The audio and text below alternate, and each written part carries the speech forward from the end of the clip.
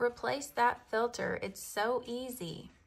If you don't know what filter you need, search your product model online and you will be able to find what size filter you need. This is the filter that fits my fridge. It's super easy to figure out what size you need. Just search it on Amazon and they will have it to you in a matter of days.